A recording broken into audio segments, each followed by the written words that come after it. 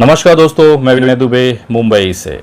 विदेशों से तो बड़ा खूबसूरत लगता है भारत, लेकिन जैसे जैसे आप इसकी जड़ों में जाएंगे आपको दिखाई देगा कि एक नफरत की बड़ी पैदावार इस देश में पल रही है।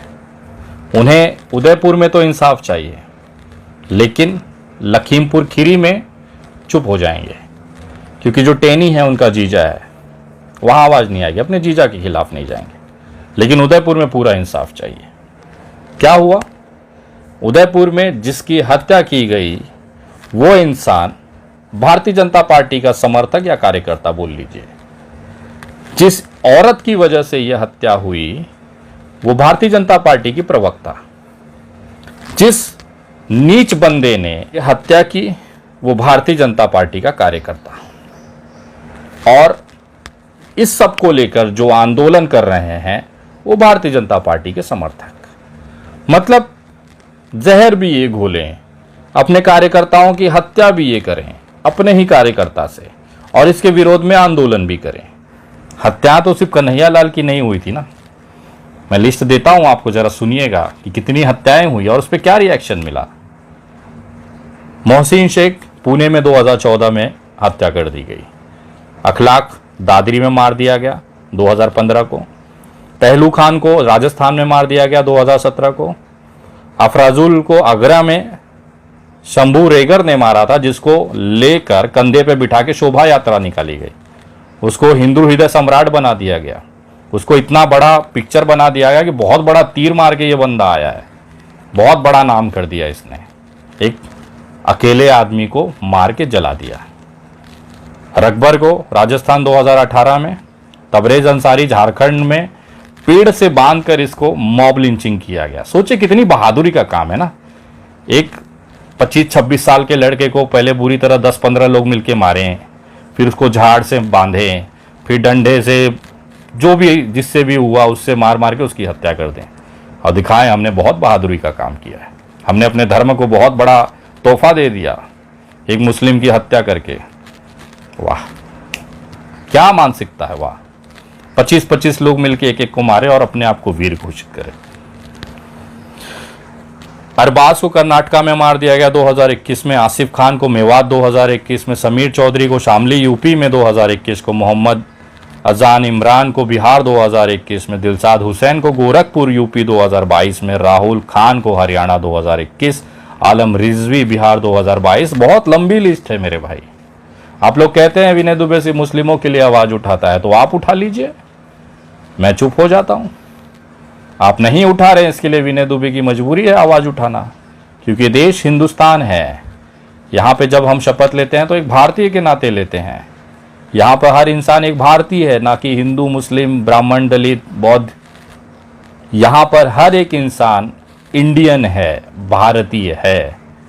दाढ़ी टीका बाद में, पहले वो भारतीय है और हर भारतीय के लिए एक दूसरा भारतीय खड़ा है। यही इस देश का संस्कृति है, सभ्यता है। मैं उस भारतीय जनता पार्टी के नफरती बोए हुए जहर को मैं दिखाना चाहता हूं, हमेशा से दिखाते रहा हूं। भारतीय जनता पार्टी देश की एकमात्र पार्टी है जो अपने पदाधिकारी, अपने नेताओं का सगा नहीं होता है। समय रहते तक आपको इस्तेमाल करेंगे, उसके बाद चूसे हुए नींबू की तरह आपको कचरे के डब्बे में डाल दिया जाएगा। सबसे बड़ा और ताजा उदाहरण अगर आपको देखना है तो आप देख सकते हैं माननीय श्री लाल कृष्ण आडवाणी जी। रथ यात्रा निकाला गया, बाबरी मस्जिद ढहाई गई, शहीद की गई, देश में 2 फाड़ कर दिया गया हिंदू मुस्लिम के नाम पर। क्या हुआ इस आदमी का हश्र? आज वो अपने बंगले में बैठता है, एक भारतीय जनता पार्टी का कार्यकर्ता उनसे मिलने उनके दरवाजे तक नहीं जाता है। समय का चक्र है। एक समय में सूर्य की तरह तप रहे थे, आज सूर्यास्त के अंधेरे में एक एकांकी जीवन जी रहे हैं अपने बंगले में बैठ के। कोई भारतीय जनता पार्टी का कार्यकर्ता नहीं पूछ रहे, नेताओं तो दूर की बात है, कुर्सी तक नहीं दी जाती है उन्हें, क्या ये बैठिए मंच पर। भारतीय जनता पार्टी का इतिहास रहा है कि जिसके जिसके साथ इन्होंने हाथ मिलाया उसके साथ गद्दारी की। ऐसी ऐसी पार्टियों के साथ इन्होंने हाथ मिला के सरकार बनाया कि जिसकी आप कल्पना नहीं कर सकते। धुर विरोधी एकदम। महबूबा मुफ्ती कश्मीर की एक पार्टी दल की नेता जो अलग कश्मीर चाहती थी, भारतीय जनता पार्टी उन्हें सीएम बना के उनके सरकार में शामिल हो जाती है। जो भारतीय जनता पार्टी अखंड भारत की बात करती थी, केवल राजनीतिक फायदा लेने के लिए वो कश्मीर में उस दल से भी गठबंधन करके सरकार बना ली जिसका अस्तित्व रहा, इतिहास रहा है कि वो अलग कश्मीर चाहिए। जिस जिस पार्टी के साथ सटे उसको तबाह कर दिया। बड़ा उदाहरण मुख्यमंत्री महाराष्ट्र देख लीजिए।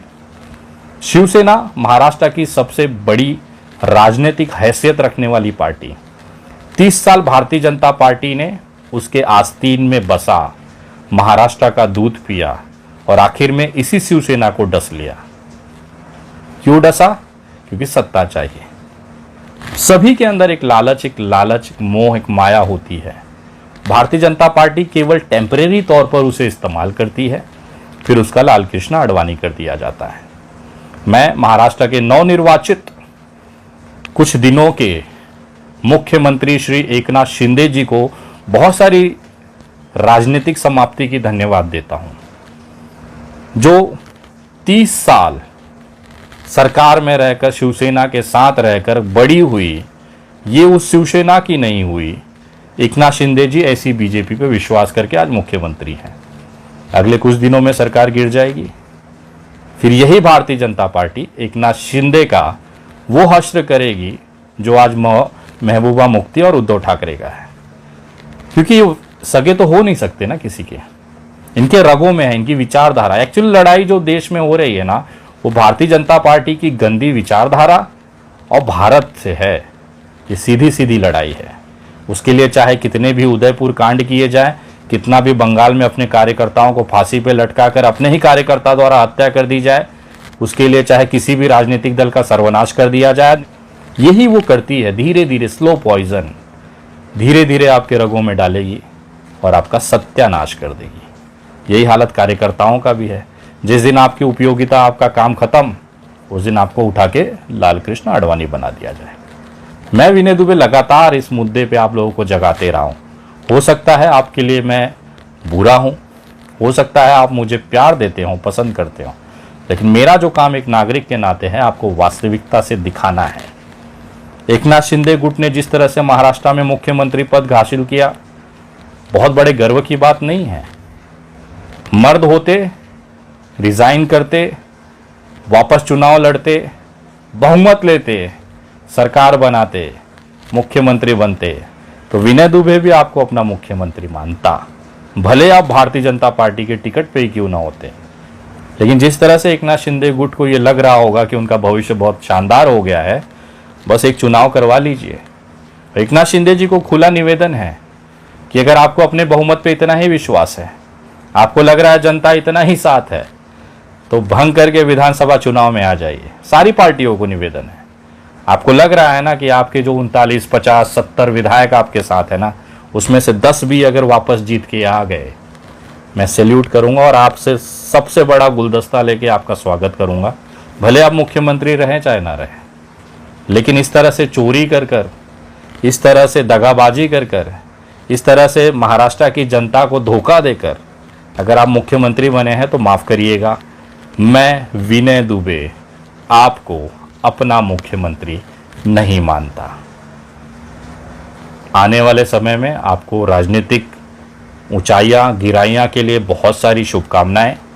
आपने जिस तरह से अपने 40-45 साल के सामाजिक जीवन का सर्वनाश भारतीय जनता पार्टी के भरोसे कर लिया है, भगवान आपको आगामी जीवन में सद्बुद्धि दे, यही शुभकामनाएं विनय दुबे आपको देता है। जय हिंद, जय महाराष्ट्र।